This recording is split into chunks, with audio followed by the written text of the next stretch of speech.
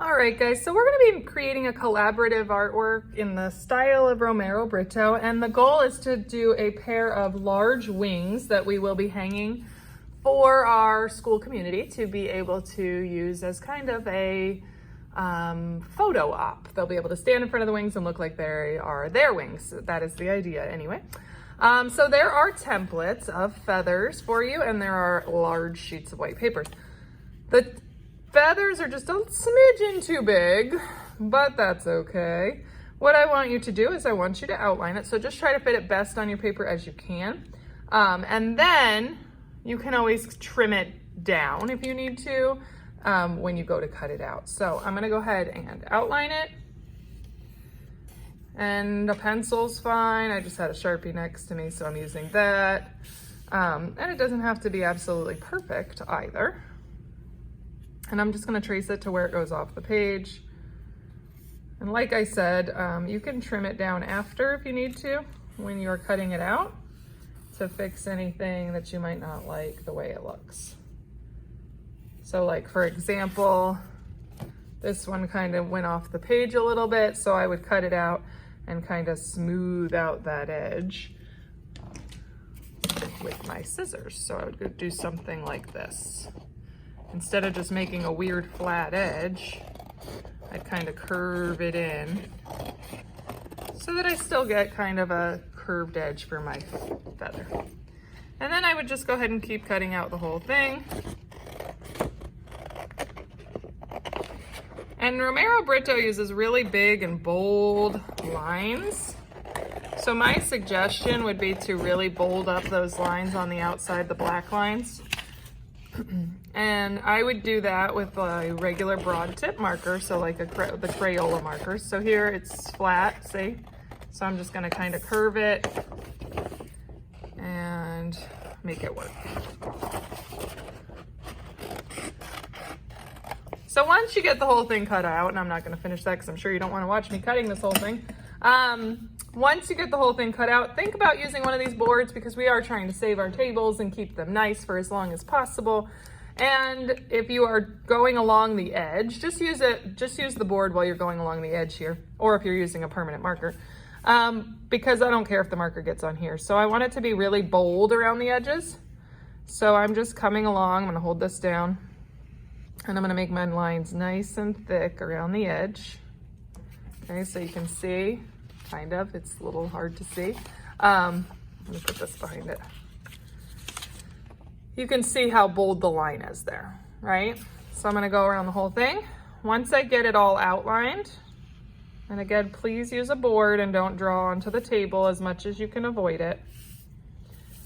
Once I get my outline, my black outline around the whole thing, then I wanna section it off. He is known for doing a lot of big, bold patterns and designs. So we wanna do different patterns and designs within the feather.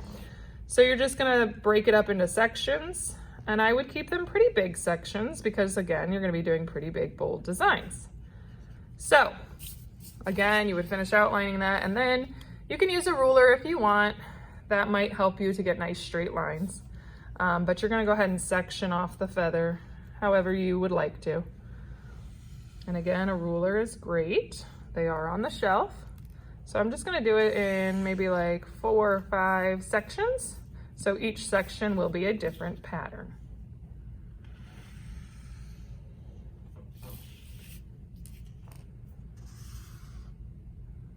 So how many sections do I have there? 1, 2, 3, 4, 5. I think that's good. Once you get your pattern designs, then or your pattern sections where you're gonna put your patterns, then it's up to you what you want to do with your designs. It's totally, I'm not leading you in any way. You are welcome to look up on your phone some ideas of Romero Britto designs if you want to see like actual specific designs that he uses. But you really do want to fill all the white space, and also keep in mind you're using markers, they can run into each other. That's why I decided to use this yellow first, because if I use yellow near black, it's probably going to pull some of the black. If I use a darker color first, the yellow will probably get dirty from that darker color. So I'm using my lighter color first, and I'm gonna make sure I don't touch that black. So a real simple design like that. You could do stripes, you could do flowers, you could do, look up some designs because you'll find some really cool stuff. And think about how your colors are going to work together. As you are coloring, please be aware that you should be going in one direction. With markers, you can really see the directions that you go. So you doing something like this, it will help to outline kind of around my circles. We're trying to be as neat as possible. Again, this is hopefully going to go on display is the goal. And then I'm just staying with whatever direction I chose. I'm not going to start switching this way and this way because it gets really crazy looking. And I want to make sure that my whole design is filled in. You shouldn't be seeing white where you color. So rather than scribbling back and forth with a marker, it's a little easier to just kind of draw the lines with it to get a nice solid finish and not switching directions. Okay, so then you would just keep working your way around, and again you can see that I'm outlining around my design so that I don't have to try to color near it and have a really uneven polka dot. See how I kind of went into the polka dot there? I'm just going to smooth out that edge. We don't want it to be so jagged. And I'm using a blue here, and you can kind of see it through the black, so you could always go over the black again at the end if you wanted to. We're going for really bright colors, really fun colors. You could also incorporate some colored pencils into it if you wanted to. Like maybe I want to color my polka dots colored pencil instead of marker. That's up to you. Again, just keep in mind when you're coloring that you're going in one consistent direction and that you're not randomly switching directions. This is what it looks like when you switch directions.